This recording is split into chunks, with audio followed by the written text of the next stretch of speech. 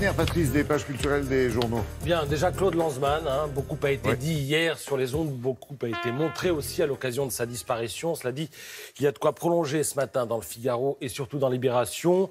1000 anecdotes sur la vie de l'auteur de la Shoah. Alors, il faut savoir, par exemple, il était tombé amoureux d'une infirmière nord-coréenne en 1958. Alors, c'était du temps du grand-père, Kim Il-sung, et à plus de 90 ans, donc tout récemment, il était retourné en Corée du Nord à la recherche de cet amour disparu sous Kim Jong-un, du coup, sous le petit-fils. Voilà, bon, tout ça est à lire ce matin dans le Figaro et surtout dans Libé. Je passe au diamant du jour.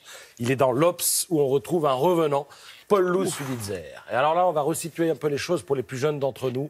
Dans les années 80, Paul Sulitzer incarnait le capitalisme triomphant. Il multipliait les best-sellers à la gloire de l'argent et du business. Cash Money, c'était le nom de ses bouquins. Il en a vendu 60 millions.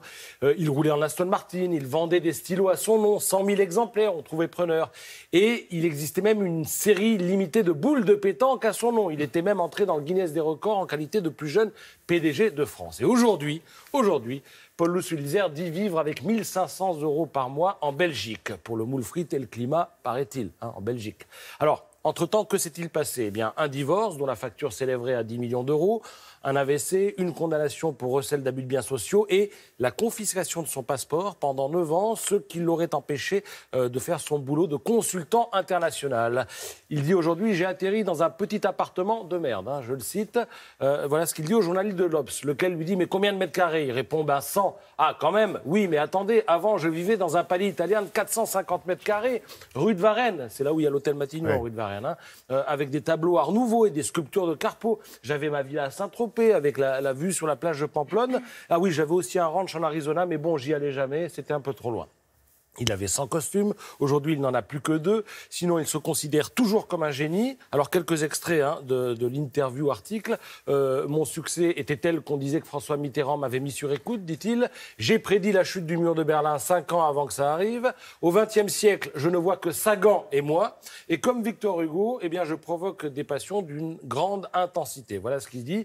Je vous préviens, l'article est désopilant. Dans les années 60, il raconte qu'il a acheté pour 1 million d'euros de tapis iraniens. Mais personne n'en voulait. Donc, un matin, dit-il, j'ai eu une idée. J'ai fait incruster des boussoles sur les tapis. Elles montraient la direction de la Mecque. Donc, j'avais des tapis de prière, mais je restais prudent. Je n'ai acheté qu'une centaine de boussoles. Et j'en ai vendu, oui, mais quelques-uns. Donc, j'ai eu une autre idée. En plus de la boussole, j'ai attaché au tapis un sachet de sable de la Mecque dont l'authenticité était certifiée par un moufti.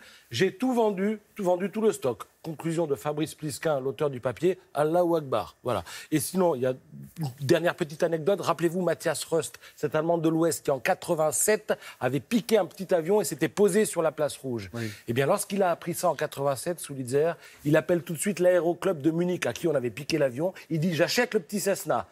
Il l'achète, ensuite il l'a réclamé à l'URSS, il a récupéré l'avion et il y a fait faire le tour du monde en l'exposant dans des expositions sous le nom d'avion de la liberté. C'est comme ça qu'il s'est fait connaître et qu'il a vendu des millions de bouquins. Merci Patrice.